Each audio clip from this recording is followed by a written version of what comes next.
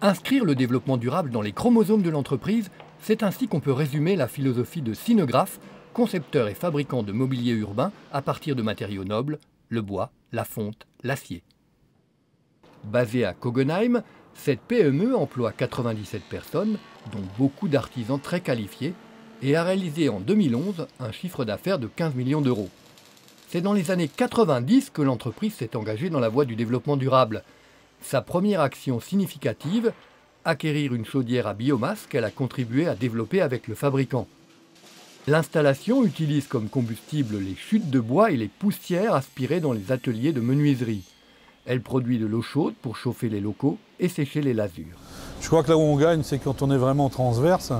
Ici, on arrive à préserver la santé de nos opérateurs, on arrive à détruire des déchets dont on ne saurait pas quoi faire, et on arrive à les transformer en énergie. Donc on gagne sur tous les tableaux. Et à ce moment-là, ça, c'est du vrai développement durable.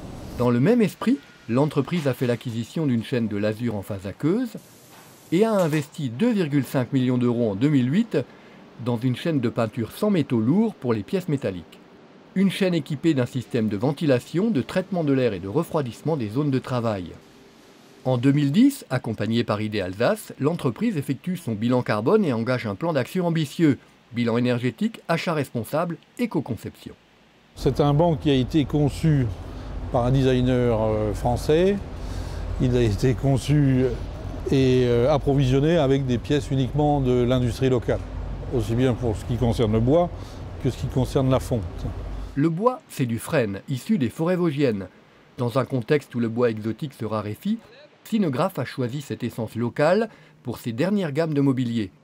L'entreprise s'approvisionne chez un négociant voisin avec qui elle a su instaurer une relation de véritable partenariat.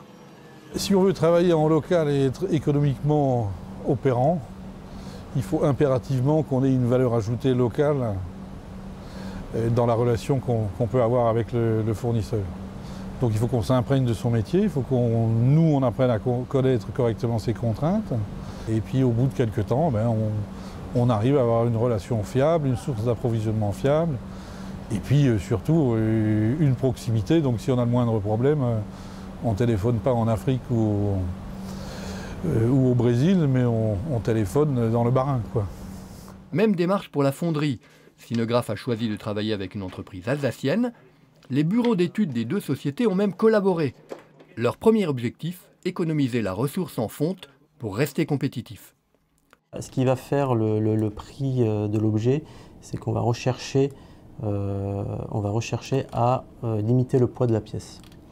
Donc en apparence, on peut dire que c'est une pièce qui est pleine. En réalité, en regardant à l'arrière du banc, on peut voir qu'on a des zones qui sont creuses pour économiser en poids. On a travaillé avec le designer à ce qu'il l'intègre lui-même dans son propre design.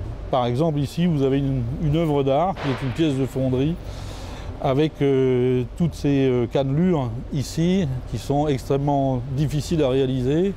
Et c'était un challenge pour notre designer de nous le faire accepter et pour nous de le faire accepter à notre fondeur. Et si on n'a pas cette relation proche, et j'allais dire locale et de proximité, on n'arrive pas à faire un objet comme ça. Sinograph veut aller encore plus loin. Avec la gamme Link, l'entreprise veut influer sur notre mode de vie. 76% des Français souhaitent avoir des lieux de rencontre dans les villes. Et on a créé cette table qui peut mesurer jusqu'à 20 mètres de long, par exemple, pour vraiment rapporter ce concept de convivialité dans l'espace public. Et rapporter la convivialité dans la ville, c'est vivre mieux. Et vivre mieux, c'est vivre durablement.